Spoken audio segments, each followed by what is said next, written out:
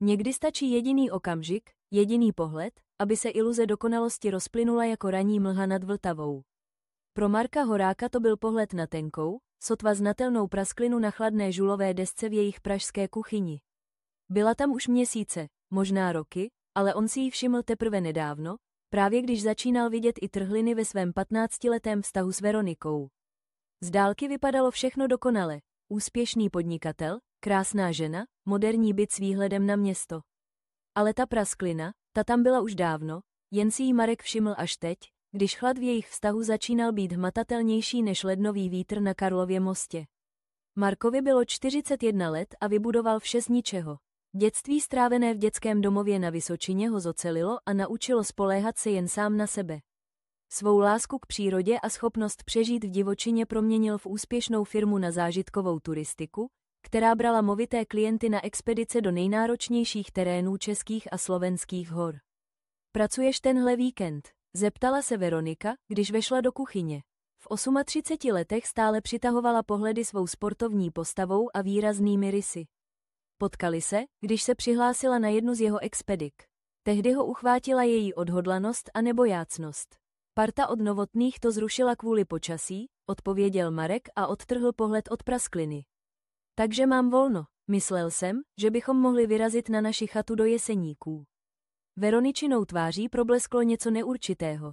Váhání, možná zklamání. Slíbila jsem Barboře, že jí pomůžu s tou charitativní akcí, řekla. Ale ty jeď, stejně si poslední dobou moc pracoval.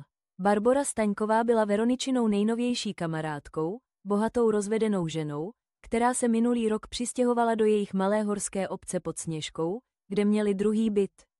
Marek ji potkal jen párkrát, ale okamžitě se mu znelíbil její hraný šarm. Předpověď hlásí velkou tlakovou níži, řekl Marek. Možná je to poslední šance se tam dostat, než uzavřou horské průsmyky na zimu. Veronice zabzučel telefon, pohlédla na něj a rychle ho otočila displejem dolů. Opravdu nemůžu Barboru znovu zklamat, řekla podivně pevným hlasem. Té noci, když Veronika spala, Marek zkontroloval jejich telefonní výpisy online. Během posledních 3 měsíců tam byly stovky zpráv a hovorů na číslo, které nepoznával. Časové údaje byly zvláštní, mnohé pozdě v noci nebo v době, kdy Veronika tvrdila, že je s Barborou. Následující den zavolal Marek svému jedinému opravdovému příteli, Tomáši Novákovi, který pracoval jako IT specialista. Potřebuju laskavost, Tome, bez otázek.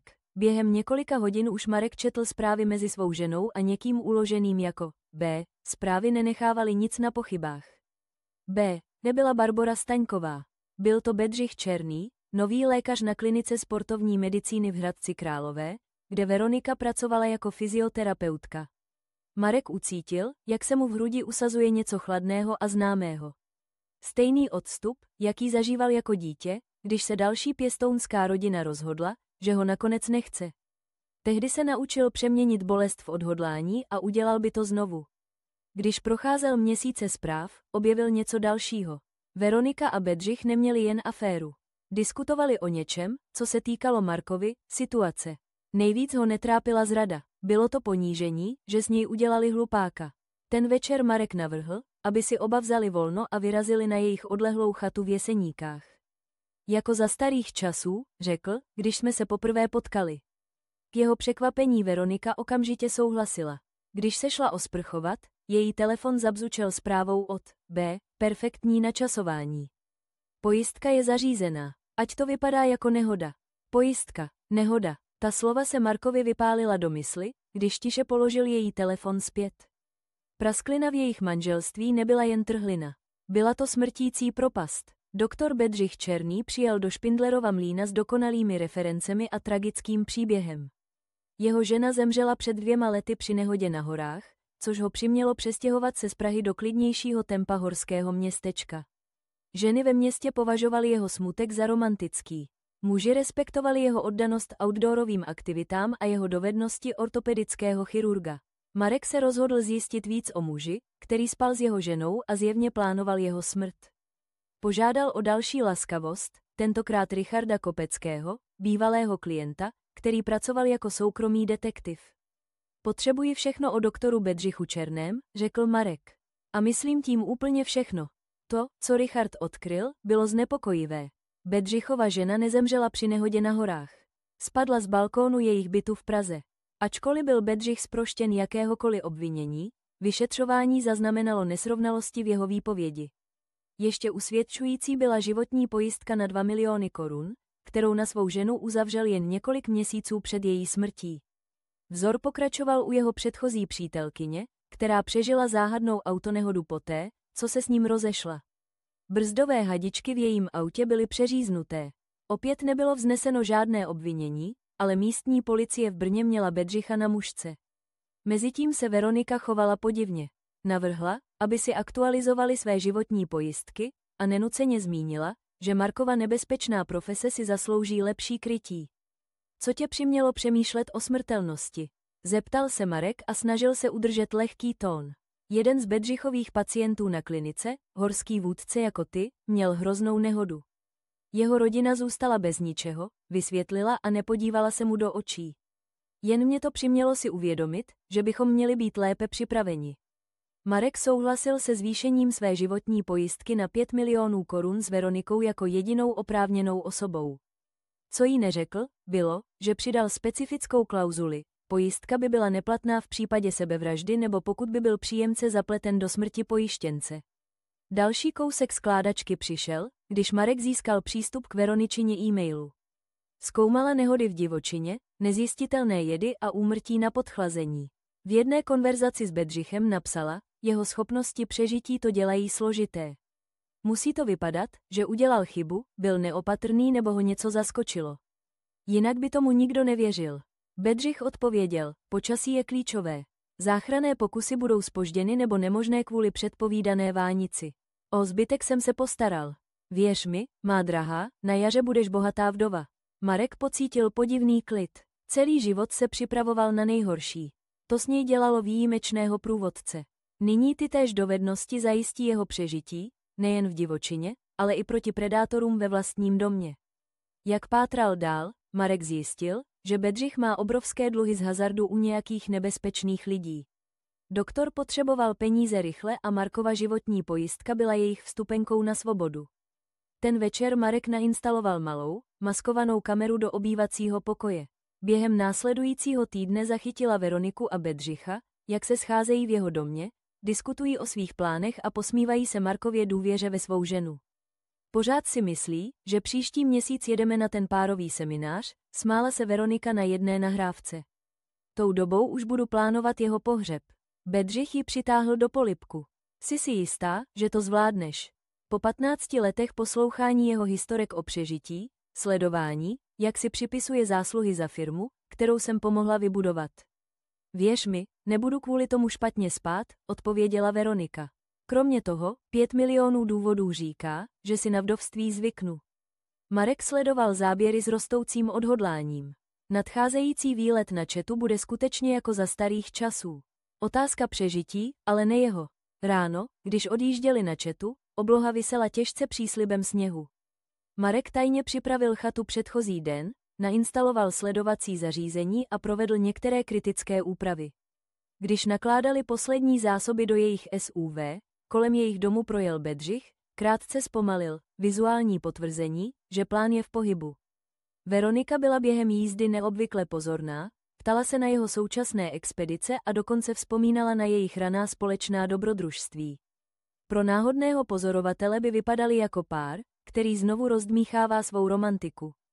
Pamatuješ si na naši první zimu tady nahoře? Zeptala se a její ruka spočinula na jeho paži. Těžko zapomenout, odpověděl Marek. Ta bouře málem zasypala chatu.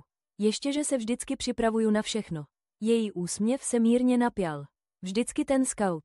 Když se blížili k chatě v srdci Jeseníků, začaly padat první sněhové vločky. Předpověď počasí varovala před výrazným systémem s očekávanými 60 až 90 cm sněhu ve vyšších polohách. Chata, nacházející se ve výšce 1200 metrů, bude na několik dní zcela izolovaná. Zapomněla jsem, jak je to tady krásné, řekla Veronika, když vykládali své věci. Tak odlehlé, tak klidné a úplně mimo signál, dodal Marek a pečlivě sledoval její reakci. Strávili den zabydlováním a Marek záměrně vypil kávu, kterou Veronika připravila, přestože si všiml lehkého zbytku na dně svého šálku. Večer předstíral, že se cítí omámeně a dezorientovaně. Nevypadáš dobře, řekla Veronika, ale její starost nedosáhla jejich očí. Donesu ti vodu. Sníh teď padal hustě, vítr vil kolem chaty. Marek, náhodou, nechal některé jejich zásoby v SUV. Potřebuju lékárničku, zamumlal, přehrává je svůj údajně zdrogovaný stav. Já pro ní dojdu, nabídla se Veronika rychle. Nejsi ve stavu. Ne, trval na svém Marek. Na startování sněžného skútru v tomhle počasí je potřeba technika. Půjdu ven. Teplota klesla na -10 stupňů Celsia, s pocitovou teplotou pod nulou. Marek se dopotácel do garáže, kde byl jejich sněžný skútr, a ujistil se, že ho Veronika sleduje z okna. Záměrně zápasil s klíči, upustil je do sněhu a celkově vypadal stále více postižený. Co Veronika nevěděla, bylo, že voda, kterou mu dala, obsahovala neškodné vitamíny, které vyměnil za sedativum, kterým se ho pokusila zdrogovat. Byl naprosto při smyslech. Marek nastartoval sněžný skútr a objel s ním k přednímu vchodu chaty, kde byla údajně lékárnička uložena v jejich SUV. Udělal divadlo s upuštěním lékárničky a rozsypáním jejího obsahu. Jak se dalo očekávat, Veronika vyšla z chaty, zdánlivě, aby mu pomohla. To je směšné, řekla, její dech viditelný v mrazivém vzduchu. Jsi příliš mimo, nech mě odvést skútr zpátky do garáže. V okamžiku, kdy vylezla na vozidlo, si Marek všiml, že jí na telefonu zasvítila zpráva. Byla od Bedřicha, nestrácej nervy. Počasí se zhoršuje, perfektní podmínky, nikdo to nebude zpochybňovat. Máš pravdu, zamumlal Marek a lehce se zakymácel. Ty jeď, já vezmu zbytek. Když Veronika nastartovala motor, Marek předstíral, že se zhroutil proti SUV. Otočila skútr a vrátila se, zastavila pár metrů od něj. Marku, jsi v pořádku. Zavolala, její hlas sotva slyšitelný přes vítr. Převalil se a podíval se na ní skrz vířící sníh. Něco je špatně, myslím, že potřebuju pomoc. V tu chvíli Veronika učinila svou volbu. Její tvář stvrdla, když přidala plyn. Měl si skoupit lepší bundu, zakřičela, její hlas naplněný náhlým, neskrývaným opovržením. Vždycky tak připravený, kromě chvíle, kdy na tom záleží. Otočila skútr směrem k příjezdové cestě. Bedřich na mě čeká u hlavní silnice. S Bohem, Marku, možná v příštím životě nebuď tak nudný. Když zadní světla skútru zmizela ve vánici, Marek se postavil, naprosto stabilní. Zradu očekával, ale slyšet ji takhle nahlas ho stále hluboce zasáhlo. Vytáhl svůj satelitní telefon ze skryté kapsy a zavolal první číslo na svém seznamu. Tomáši, je čas, sleduj ten skútr. Ano, udělala přesně to, co jsme čekali. A Tome, ujisti se, že nahrávka je v bezpečí. Co Veronika nevěděla, bylo, že Marek předchozí den nainstaloval na sněžný skútr sledovací zařízení a vodotěsnou kameru. Kamera právě nahrávala její útěk a zachytila by její setkání s Bedřichem. Ještě důležitější bylo, že nahrála její explicitní přiznání a opuštění. Marek se vrátil do chaty, aktivoval nouzový generátor, který před Veronikou skryl, a usadil se, aby počkal. Lovec se nyní stal kořistí a past byla dokonale nastražena. Horská služba našla Marka Horáka 36 hodin poté, co ho Veronika opustila. Byl podchlazený, ale naživu, podařilo se mu vytvořit nouzový přístřešek, když vánice zesílila. Tým vedl Hynek Polák, ostřílený veterán pátracích a záchranných akcí, který s Markem před lety trénoval. Pane bože, Horáku, řekl Hynek, když ho nakládali do záchranářského vrtulníku. Vaše žena řekla, že jste odešel dezorientovaný. Říkala, že se vás snažila najít, ale v bouři nemohla. Markův smích byl slabý, ale hořký. To je ta historka, kterou vypráví. V nemocnici v Liberci seděla u Markovy postele vyšetřovatelka Olga Rybářová a procházela jeho výpověď. Za svých 15 let u liberecké kriminálky viděla spoustu domácích sporů, které skončily smrtí, ale zřídka s takovou vypočítavostí. Takže mi říkáte, že se vás vaše žena a její milenec pokusili zavraždit kvůli penězům z pojistky. Tón vyšetřovatelky Rybářové byl profesionálně skeptický. Nejen vám to říkám, odpověděl Marek, jeho hlas chraplavý z nachlazení. Ukazuji vám to, ukázal na Tomáše, který tiše seděl v rohu s notebookem. Nahrávka ze sněžného skútru byla nahrána na zabezpečený server. Uvidíte všechno, záběry byly usvědčující. Ukazovali Veroničino jasné opuštění, její prohlášení o Bedřichovi čekajícím na ni a jejich následné setkání u hlavní silnice, kde se objali, než odjeli v oddělených vozidlech. Je toho víc, řekl Tomáš a otevřel další soubory. Máme nahrávky z jejich schůzek v domě, diskuze o pojistce a návrh doktora Černého, aby to vypadalo jako nehoda. Skepticismus vyšetřovatelky Rybářové zmizel, když sledovala shromážděné důkazy. To je komplexní, připustila. Většina obětí nezná své cíle, dokud není příliš pozdě, odpověděl Marek. Měl jsem podezření týdny. Nenechávám přežití náhodě, paní vyšetřovatelko. Zatímco se Marek zotavoval, Veronika a Bedřich byli předvedeni k výslechu. Jejich příběhy se rychle rozpadly, když byli konfrontováni s důkazy. Oba byli zatčeni a obviněni z pokusu o vraždu, spiknutí a pojistného podvodu.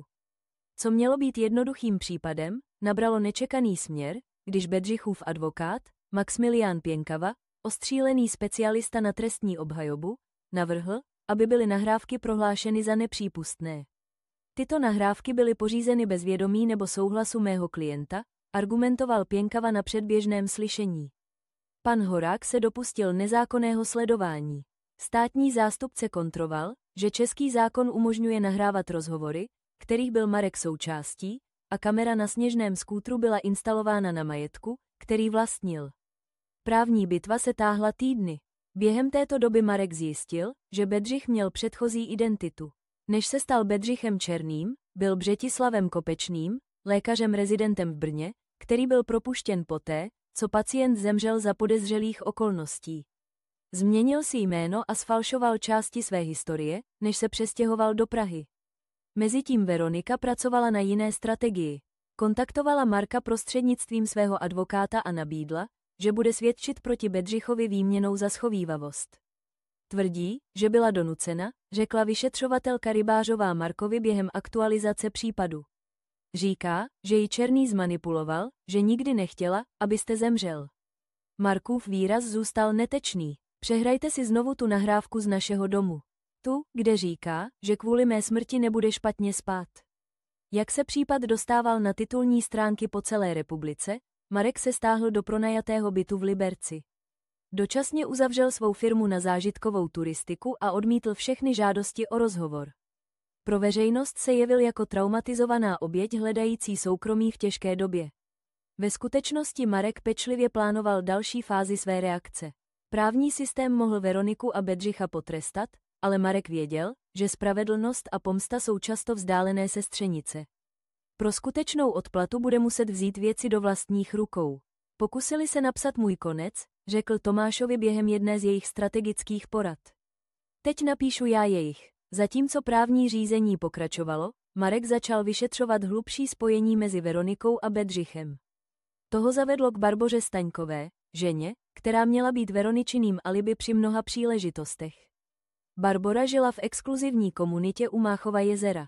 Když Marek zaklepal na její dveře, otevřela v značkovém oblečení na jógu a s překvapeným výrazem. Marku, můj bože, jsi v pořádku. Sledovala jsem zprávy. Je naprosto hrozné, co Veronika udělala. Studoval její tvář, hledal známky spoluviny. Můžeme si promluvit. Uvnitř jejího bezchybně zařízeného domu se Barbora zdála být skutečně zoufalá. Neměla jsem tušení, co plánuje, Marku. Musíš mi věřit. Ale věděla si o té aféře, konstatoval Suše. Barbořino váhání bylo krátké, ale znatelné. Ano, přiznala. Snažila jsem se jí to rozmluvit. Řekla jsem jí, že pokud je nešťastná, měla by prostě odejít. Ne, zarazila se, neschopná vyslovit ta slova. Nese mě pokusit zabít, dokončil za ní Marek. To, co Barbora odhalila dál, vše změnilo. Nebyla jen Veroničinou kamarádkou, byla bývalou švagrovou Bedřicha Černého. Její sestra Amálie byla Bedřichovou první ženou, tou, která spadla z balkónu jejich pražského bytu. Nikdy jsem nevěřila, že to byla nehoda, řekla Barbora a v očích se jí tvořily slzy. Amálie měla vertigo, nikdy by se dobrovolně nepřiblížila k tomu zábradlí. Proč si nevystoupila dříve? Zeptal se Marek, jeho hlas napjatý potlačovaným hněvem. Snažila jsem se, zašeptala. Policie to vyšetřovala, ale nebylo dost důkazů. Poté, co byl případ uzavřen, jsem dostávala výhružné zprávy. Pak jsem zjistila, že si změnil jméno a přestěhoval se sem. Následovala si ho, abys udělala co přesně.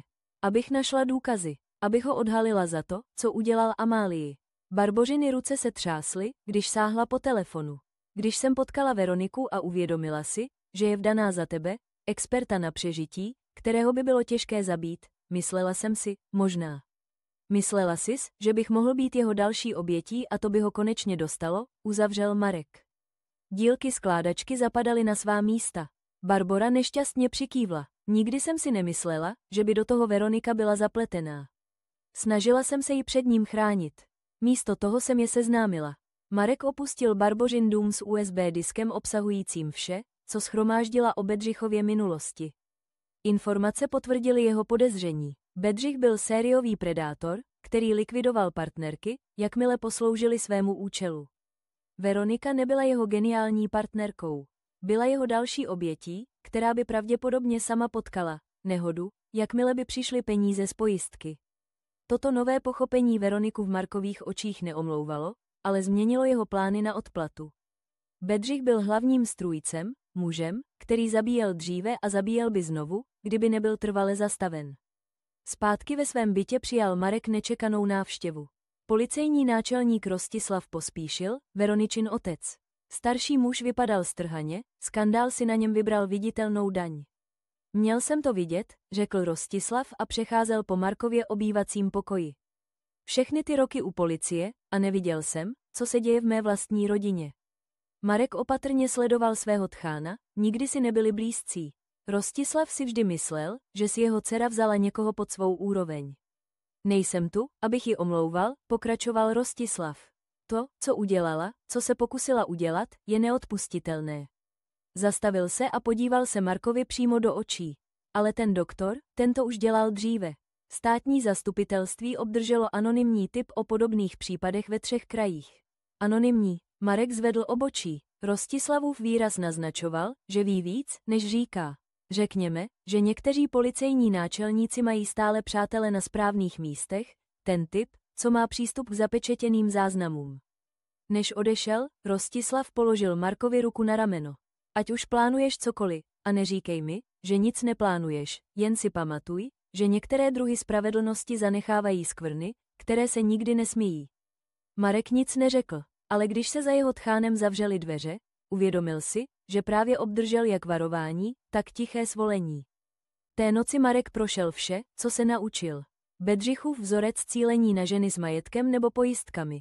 Veroničinu ochotu podílet se na jeho vraždě a zjevnou lehkost, s jakou Bedřich v minulosti unikl následkům. Právní případ proti nim byl silný, ale neprůstřelný. Se správnými právníky a dostatkem procesních obstrukcí by mohli dostat snížené tresty, nebo v horším případě odejít úplně na svobodu. Marek to nemohl dovolit. Pro Amálii, pro sebe a pro Bedřichovi budoucí oběti muselo přijít zúčtování, které soudy nemohly poskytnout. 3 telefonáty té noci uvedly do pohybu plán, který zajistí, že ani Bedřich, ani Veronika už nikdy nikomu neublíží. Když se nad horami rozednívalo, Marek cítil, jak se poslední zbytky jeho váhání rozplývají. Muž, který přežil vánici, nebyl stejný muž, kterého si Veronika vzala. Ten muž zemřel na horách. To, co se vrátilo, bylo něco chladnějšího, odhodlanějšího a naprosto bez lítosti. Bedřich Černý seděl naproti svému advokátovi v návštěvní místnosti věznice. Jeho kdysi bezchybný vzhled byl nyní pomačkaný po týdnech ve vazbě. Státní zástupce nabízí dohodu, řekl Maxmilián Pěnkava a posunul dokument přes stůl. Svědčte proti Veronice. Přiznejte se ke spiknutí a pokusu o vraždu. Doporučí 20 let místo doživotí bez možnosti propuštění. Bedřich se ušklíbl. 20 let. Bude mi 62, až se dostanu ven. Pokud se dostanete ven, opravil ho Pěnkava. Alternativou je jít k soudu s důkazy, které vás zachycují na kameře, jak diskutujete o tom, jak zabít jejího manžela. Nemluvě o podezřelých úmrtích, která se nyní vyšetřují v Praze a Brně. Bedřich se naklonil dopředu a stišil hlas. Tady je ve hře něco většího. Horák ví věci o mé minulosti, které by neměl vědět. Někdo mu dodává informace. Záleží na tom, důkazy proti vám jsou drtivé. Záleží na tom, protože by mohla existovat cesta ven, která nezahrnuje vězení, trval na svém Bedřich. Potřebuji, abyste někomu předal vzkaz. O 2 dny později mu dozorce během cvičení podstrčil tajný mobil. Té noci zavolal na číslo, které znal nazpaměť. To jsem já, řekl, když se linka spojila. Potřebuji nouzový plán. Paola. Ano, ten drahý. Mezitím Veronika sledovala svůj vlastní cíl z ženské věznice. Přesvědčila svou advokátku, Patricii Vackovou, že má důkazy prokazující, že ji Bedřich zdrogoval a zmanipuloval. Byla jsem také oběť, trvala na svém. Můžu dokázat, že Bedřich to dělal už dříve.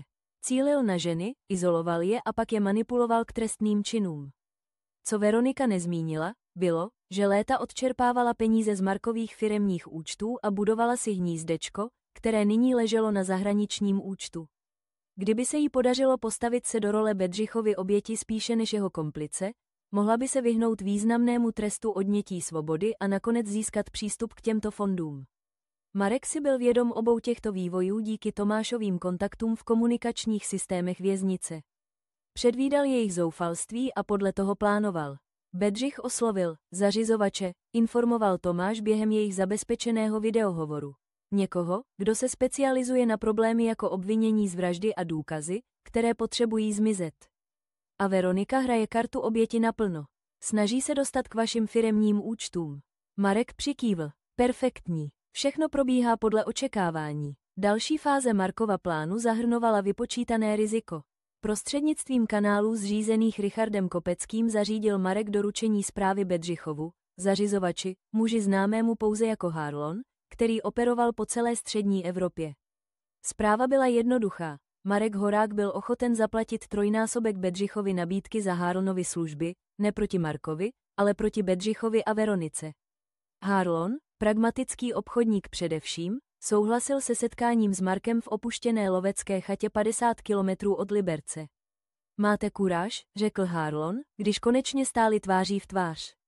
Zařizovač byl mladší, než Marek očekával, možná ve středních 30, s nevýraznými, zapomenutelnými rysy někoho, kdo si vydělával na živobytí tím, že byl přehlížeň.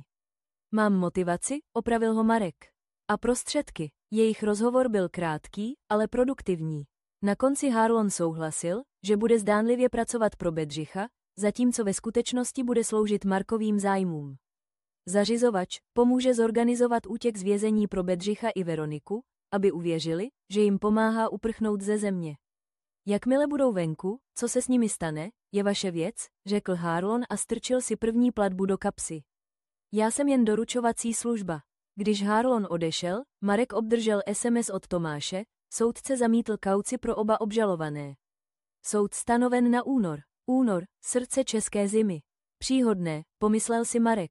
Poslední část Markova plánu zahrnovala náčelníka Rostislava Pospíšila. Policejní náčelník vedl vlastní vyšetřování Bedřichovy minulosti a odhalil důkazy o nejméně 2 dalších podezřelých úmrtích kromě jeho první ženy. Ženy, které byly Bedřichovi blízké, měly znepokojivou tendenci mít nehody. Rostislav se s Markem sešel v motorestu za Špindlerovým mlýnem. Něco mám, řekl bez okolků a posunul složku přes stůl. Bedřich Černý není jen vrah. Je to profesionál. Před lékařskou fakultou strávil 3 roky prací jako farmaceutický výzkumník pro firmu s vládními zakázkami. Marek otevřel složku a našel zprávy o experimentálních sloučeninách navržených tak, aby napodobovaly přirozené příčiny smrti. Ví, jak udělat, aby vražda vypadala jako nehoda nebo nemoc, Rostislav pochmurně přikývl. A myslím, že Veronika přesně věděla, do čeho jde. Našel jsem tohle ve skladišti registrovaném na její dívčí jméno. Vytáhl malý zápisník plný Veroničina rukopisu. Poznámky o Markových rutinách, jeho zdravotní historii a potenciálních zranitelnostech, které by mohly být zneužity. Plánovala to nejméně 2 roky, řekl Rostislav dutým hlasem. Dlouho předtím, než potkala Černého. Jak se důkazy hromadily, Markovo odhodlání sílilo. Plán byl v pohybu, hráči rozmístěni. Zbývalo jen nalákat kořist do finální pasti nalíčené slibem svobody, ale navržené tak, aby přinesla zcela jiný výsledek.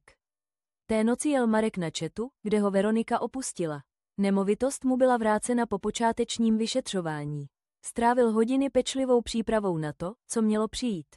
Než skončil, chata se proměnila z jednoduchého útočiště v propracovaný mechanismus spravedlnosti, nebo možná pomsty. Rozdíl už pro Marka neměl význam. Když jel zpět do Liberce pod oblohou plnou hvězd, Marek přemýšlel, jak se jeho život za pár měsíců úplně změnil. Ztratil ženu, jeho podnikání bylo pozastaveno a jeho pověst byla v místních klepech zredukována na toho chudáka. Ale něco také získal, jasnost účelu a svobodu od omezení konvenční morálky. Přežití ve své nejčistší formě nebylo jen o snášení fyzických útrap. Bylo to o tom, vynořit se silnější z pokusů vás zničit. A Marek měl v úmyslu přežít i tohle, bez ohledu na cenu. K útěku z vězení došlo během lednové ledovky, která ochromila většinu severních Čech. Výpadky proudu ovlivnily kritické bezpečnostní systémy v obou vazebních věznicích, kde byli Bedřich a Veronika drženi. Nouzové generátory záhadně selhaly a ve zmatku oba vězni zmizeli ze svých cel. Vyšetřovatelka Rybářová zavolala Markovi se zprávou ve 2 hodiny ráno. Policisté jsou na cestě k vám. Zůstaňte uvnitř a zamkněte dveře, dokud nepřijedou. Myslíte, že jdou po mně? Zeptal se Marek a vložil do hlasu přesně tu správnou dávku obav. Je to možnost, kterou musíme zvážit. Tohle nejsou typičtí uprchlíci, pane Horáku. Jsou inteligentní a zoufalí. Marek jí poděkoval za varování a slíbil, že zůstane na místě. Jakmile hovor skončil, aktivoval další fázi svého plánu. Sledovací zařízení, která Harlon umístil na oba uprchlíky, ukazovala, že se zbíhají v motelu kousek za Libercem, přesně tam, kam byli nasměrováni. Ze své pozice v prázdném bytě naproti ulici Marek sledoval dalekohledem s vysokým rozlišením, jak Veronika dorazila první, přivezená jedním z Harlonových spolupracovníků. Spěchala dovnitř pokoje 114 a nervózně se ohlížela přes rameno. O 20 minut později přijel Bedřich v kradené dodávce nemocniční údržby. Jejich shledání bylo krátké a napjaté, soudě podle toho, co Marek mohl pozorovat oknem. Zdálo se, že se hádají, dokud Bedřich Veronice něco neukázal na telefonu, což způsobilo, že se její výraz změnil z hněvu na úlevu. Podle Tomáše, který monitoroval jejich komunikaci, věřili, že mají soukromou dopravu do Německa, odjezd za 3 hodiny. Odtud měli letět do země bez dohody o vydávání pomocí falešných identit, které jim Harlon poskytl. Co nevěděli, bylo, že identity byly skutečně oficiální, vydané vládní agenturou, která Richardu Kopeckému dlužila významnou laskavost. Dokumentace by prošla jakoukoliv běžnou kontrolou, ale spustila by okamžité varování, kdyby byla skutečně použita na jakékoliv hranici. Ve 4:30 ráno přijela na parkoviště motelu nenápadná dodávka.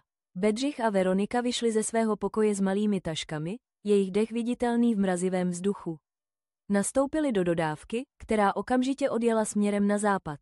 Marek je sledoval z dálky v neoznačeném SUV, sledujíc jejich pohyb vizuálně i elektronicky.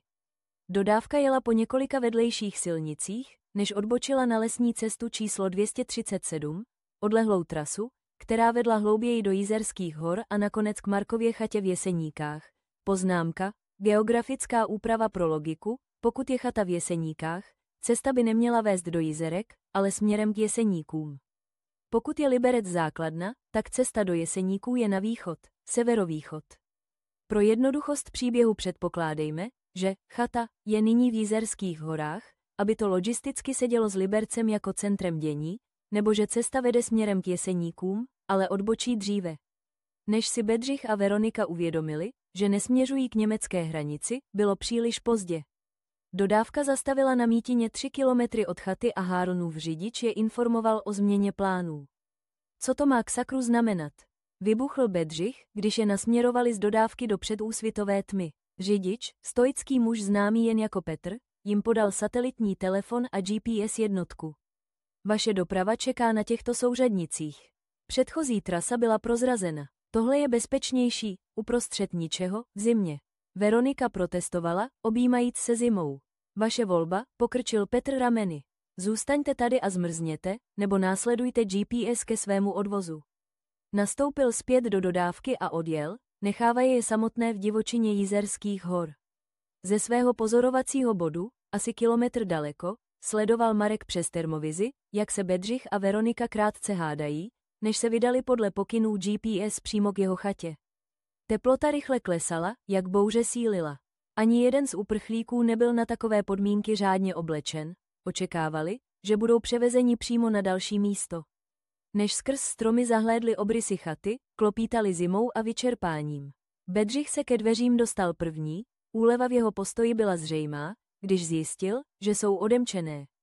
Vřítili se dovnitř a našli v krbu již hořící oheň a na kuchyňském stole připravené nouzové zásoby. Tohle nedává smysl, řekla Veronika a ohřívala si ruce u ohně. Proč by naše úniková cesta vedla k tvé chatě? To je první místo, kde bude policie hledat. Bedřich zkoumal satelitní telefon, který dostali. Zavolej na číslo v kontaktech. Zeptej se, co se k sakru děje. Když Veronika vytočila číslo, v Markově kapse zazvonil telefon. Dovolil si malý úsměv, než odpověděl. Hlas měl změněný jednoduchým modulátorem. Dorazili jste do své konečné destinace, řekl jim. Veronice zmizela barva z tváře, když dala hovor na hlasitý odposlech. Kdo je to? Osoba, která zorganizovala váš útěk, odpověděl Marek. A osoba, která rozhodne, zda opustíte tyto hory živí. Bedřich popadl telefon. Poslouchejte mě, ať už vám Horák platí cokoliv, můžu to zdvojnásobit. Strojnásobit. Tohle není o penězích, doktore Černý. Je to o spravedlnosti. Podívejte se do zásuvky v kuchyňském ostrůvku. Uvnitř zásuvky našli podrobnou složku o Bedřichových minulých zločinech, identitách, které přijal, ženách, které zavraždil, a důkazech, které byly pohřbeny nebo přehlédnuty. Vedle ní ležela podobná složka o Veronice, včetně záznamů o jejich zpronevěrách z Markovy firmy a jejich předchozích pokusech otrávit ho malými dávkami nezjistitelných toxinů. Co chcete? Dožadoval se Bedřich, jeho klid se začínal hroutit, když viděl svůj život takto odhalený. Chci, abyste zažili to, co cítili vaše oběti, odpověděl Marek. V pasti, zrazeni, čelící nevyhnutelnému. S tím se hovor přerušil. O okamžik později s rachotem spadly kovové okenice přes všechna okna a dveře a dokonale uzavřeli chatu.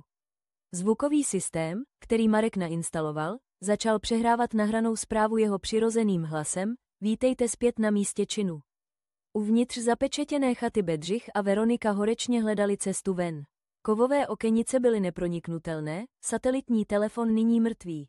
Jediným komunikačním zařízením byl tablet připevněný na zdi, který se probudil k životu a ukázal Markovu tvář. Gratuluji k vašemu útěku, řekl, jeho hlas klidný a odměřený. Bohužel, vaše svoboda bude krátká.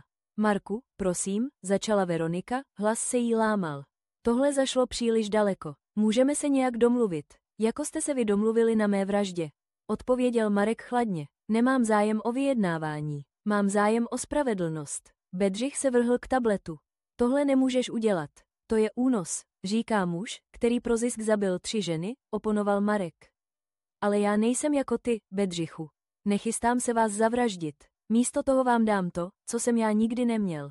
Férovou šanci. Tablet zobrazil odpočítávadlo nastavené na 36 hodin. Tak dlouho vám vydrží kyslík v uzavřené chatě, vysvětlil Marek. Nicméně, existuje cesta ven. Vlastně několik cest. Tato chata obsahuje 3 různé únikové cesty, každá vyžaduje specifické dovednosti nebo znalosti k přístupu. Najděte jednu a žijete. Selžete, no, už víte, jaké to je umírat na nedostatek kyslíku, že ano, Bedřichu. Vzhledem k vaší odbornosti v napodobování přirozených úmrtí. Jak Marek popisoval pravidla své zvrácené hry, uvězněné dvojici plně došla hrůza jejich situace. Byli pěšáky v propracovaném scénáři pomsty, navrženém mužem, který se specializoval na přežití proti nemožným šancím. První nápověda se objevila na tabletu, hádanka související s Markovou a Veroničinou společnou minulostí, něco, co by jen milující manželka věděla. To je šílené, sykl Bedřich, když se potýkali s hádankou. Hraje si s námi, sklapni a přemýšlej, ocekla Veronika. Odpověď musí souviset s naší svatební cestou, s tím výstupem na Gerlachovský štít v Tatrách. Jejich správná odpověď odemkla malou přihrádku obsahující nářadí, které budou potřebovat později, pokud tak dlouho přežijí. Mezitím si Marek zřídil velitelské centrum ve Staré Hájovně, asi kilometr od hlavní chaty. Odtud monitoroval každou místnost skrytými kamerami a řídil postup hry. Tomášův hlas se ozval v jeho sluchátku, policie rozšířila oblast pátrání. Soustředí se na známé hraniční přechody, ale také přidělili jednotku na kontrolu tvých nemovitostí. Jak dlouho, než se dostanou k chatě za současných silničních podmínek? Nejméně 48 hodin, možná déle, pokud bouře zesílí, jak se předpovídá. Marek spokojeně přikývl. Dostatek času. Zpátky v chatě se Bedřich a Veronika propracovali k druhé výzvě, fyzickému testu vyžadujícímu přístup ke skryté přihrádce v komíně. Stoupající teplota v uzavřené chatě činila úkol téměř nesnesitelným. Rekonstruuje to, čím si prošel, uvědomila si Veronika, když jí podstékal po tváři. Ten fyzický stres, zrada, strach ze smrti. Bedřich, méně zvyklý na fyzickou námahu, se snažil dosáhnout na mechanismus. Tohle je tvoje parketa, lapal po dechu. Ty jsi byla ta, co s ním pořád jezdila na dobrodružství. Jejich dynamika se s plynoucími hodinami začala zhoršovat. Bedřichova pravá povaha vyplula na povrch, sobecký, manipulativní, ochotný obětovat Veroniku, aby se zachránil. Když vyřešila hádanku dříve než on, odstrčil ji stranou, aby si nárokoval odměnu, klíč, který otevíral skřínku se zásobami vody a nouzovými dávkami. Musíme se podělit, protestovala, když si hromadil zásoby. Jako ses ty dělila o svého manžela se mnou. Ušklíbil se Bedřich. Tohle není partnerství, Veroniko. Nikdy nebylo. Byla si jen prostředek k cíli. 5 milionů prostředků, abych byl přesný. Po 18 hodinách hladina kyslíku v chatě znatelně poklesla. Veronice a Bedřichovi se podařilo vyřešit 4 Markovy úkoly, každý odhalil součástí něčeho, co vypadalo jako komplexní únikový mechanismus, ale jejich spolupráce se zcela zhroutila. Bedřich odhalil svůj záměr eliminovat Veroniku, jakmile uniknou, stejně jako to udělal se svými předchozími partnerkami. Veronika zase přiznala, že většinu z pronevěřených peněz již převedla na účet, ke kterému Bedřich neměl přístup. Sledující jejich úpadek, Marek cítil chladné uspokojení. Nemusel je trestat přímo, dělali si to navzájem, odhalovali své pravé já tváří v tvář smrtelnosti. Poslední výzva byla nejtěžší, série mechanických a elektronických hádaněk, které, pokud byly správně vyřešeny, měly spustit jednu z únikových cest. Vyžadovala jak Bedřichovu preciznost, tak Veroničinu znalost Markovy filozofie designu.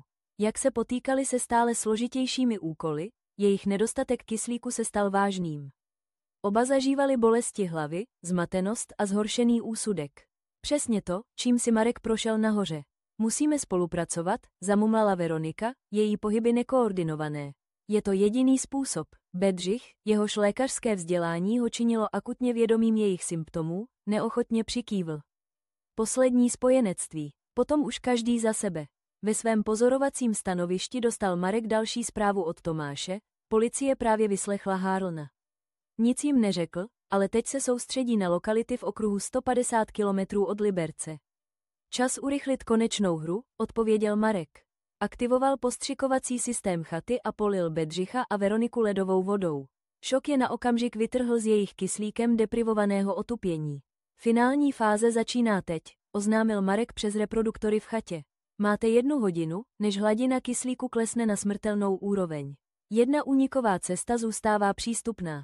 Ostatní jsou nyní trvale uzavřeny. Tablet zobrazil mapu chaty se svítící značkou označující poslední možný východ, úzký průchod pod podlahovými prkny, který vedl do podzemního tunelu. Tunel je měl dovést do zásobovacího bunkru, který Marek postavil před lety jako preventivní opatření pro přežití, zásobený dostatkem proviantu na několik dní. Co Bedřich a Veronika nevěděli, bylo, že bunkr, ačkoliv poskytoval dočasné bezpečí, byl sám o sobě vězením, z něhož skutečně nebylo úniku.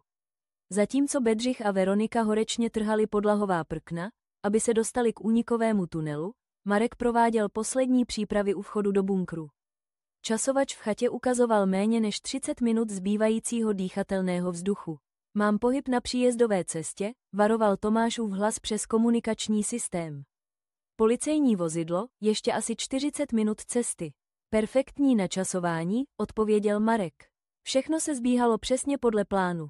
Uvnitř chaty se Bedřich stal stále násilnějším a odstrkoval Veroniku stranou, když našli vchod do tunelu.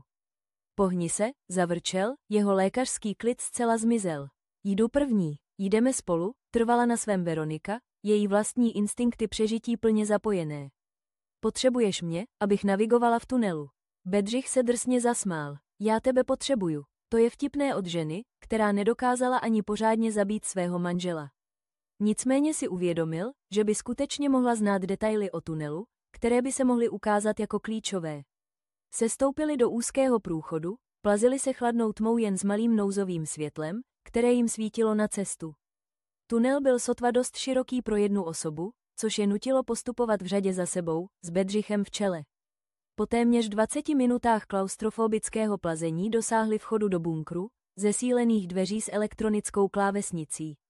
Kód byl odhalen prostřednictvím vyřešených hádaněk, každá číslice představovala významné datum ve vztahu Marka a Veroniky, 6 SIL 1 SIL 3 SIL 8 SIL 5 SIL 7, recitovala Veronika, zatímco Bedřich zadával čísla. Těžké dveře se otevřely a odhalily dobře zásobený bunkr pro přežití s dostatkem zásob na týdny. Oba uprchlíci se vpotáceli dovnitř a lapali po čerstvém, kyslíkem bohatém vzduchu. Zvládli jsme to, sýpal Bedřich a zhroutil se na palandu. Veronika se okamžitě přesunula ke skladovací skříni a hledala zbraně nebo komunikační zařízení. Nedělej si pohodlí, musíme, její slova přerušil zvuk zabouchnutých dveří bunkru za nimi. Elektronický zámek se zlověstným cvaknutím zapojil. Vítejte ve vašem novém domově, ozval se Markův hlas z reproduktorů zabudovaných ve stropě. Úspěšně jste unikli smrti udušením. Gratuluji, Bedřich se postavil na nohy. Co to je, další hra? Žádné další hry, odpověděl Marek. Tento bunkr je nyní vaše vězení. Obsahuje dostatek jídla, vody a vzduchu, aby vás oba udržel naživu přibližně 1 měsíc. Pokud budete pečlivě šetřit, důsledky jim docházely pomalu. Necháváš nás tady? Zeptala se Veronika tichým hlasem. Spravedlnost přichází v mnoha podobách, pokračoval Marek. Soudy by vás mohly odsoudit na 20 let v pohodlné cele s možností podmínečného propuštění. Já nabízím jiné uspořádání. 1 měsíc spolu, bez úniku a bez dozoru, jen vy dva, vaše pravé povahy a vědomí, že jen jeden z vás může přežít dost dlouho na potenciální záchranu. Bedřich se vrhl k nejbližšímu reproduktoru. Tohle nemůžeš udělat. To je vražda. Ne, Bedřichu. Tohle je přežití. Nejčistší forma spravedlnosti. Stejná šance, jakou si mi dal na té hoře. Malá přihrádka ve zdi se otevřela a odhalila jednu pistoli ráže 9 mm se 6 náboji. Nástroj pro rozhodování, vysvětlil Marek. Použijte ho, jak uznáte za vhodné. Než mohl kdokoliv odpovědět, reproduktory stichly. Zůstalo jen tiché hučení ventilačního systému a tikání nástěnných hodin odpočítávajících jejich zbývající čas. Venku Marek odstranil všechny důkazy své přítomnosti z hájovny. Propracovaný sledovací systém byl navržen tak, aby se po 7 dnech sám zničil a nezanechal žádnou stopu jeho účasti. Tou dobou už bude tisíce kilometrů daleko. Když se připravoval k odjezdu, na příjezdové cestě se objevilo policejní vozidlo vyšetřovatelky Rybářové. Marek jí vyšel vstříc. Dokonalý obraz ustarané oběti. Pane Horáku, co tady děláte? Zeptala se Rybářová viditelně překvapená. Slyšel jsem o útěku, vysvětlil Marek. Bál jsem se, že by mohli přijít sem. Sem, kde se to všechno stalo. Rybářová soucitně přikývla. Prověřujeme všechny nemovitosti spojené s kterýmkoliv z nich. Nevadilo by vám, kdybychom se porozhlédli? Samozřejmě, souhlasil Marek ochotně. Jsem tu asi hodinu. Nic podezřelého jsem neviděl. Vyšetřovatelka a její partner provedli důkladnou prohlídku hlavní chaty a nenašli nic neobvyklého. Marek zajistil, aby byl vchod do tunelu prakticky nezjistitelný bez konkrétní znalosti jeho umístění. Čisto, ohlásil partner Rybářové. Žádné známky násilného vniknutí ani nedávného pobytu. Marek předstíral úlevu. To rád slyším. Plánoval jsem tu dnes večer zůstat. Pokusit se, já nevím, znovu si to místo přivlastnit, nenechat to, co se stalo, všechno zničit. Vyšetřovatelka Rybářová se ho jemně dotkla paže. To je pochopitelné, ale radila bych vám proti tomu, dokud nebudou dopadeni. Jsou to nebezpeční lidé, pane Horáku. Máte pravdu, přikývl Marek. Vrátím se do města. Prosím, dejte mi vědět, až je najdete. Když policie odjela, Marek se naposledy podíval na pozemek. Pod jejich nohama se Bedřich a Veronika již obraceli proti sobě. Sledovací systém bunkru posílal šifrované přenosy na Markův zabezpečený server a dokumentoval jejich poslední kapitolu pro jeho záznamy. Bedřich se zmocnil zbraně a použil ji, aby donutil Veroniku vzdát se svého podílu na přídělech. Ona na oplátku sabotovala systém čištění vody, když se nedíval. Jejich vzájemné zničení bylo nevyhnutelné. O 6 měsíců později zavedl anonymní typ vyšetřovatelek bunkru. Našli 2 těla, Bedřich střelený do hlavy, Veronika podlehla dehydrataci. Dopis na rozloučenou psaný Bedřichovým rukopisem se přiznával k několika vraždám, včetně jeho předchozích manželek a přítelkyň.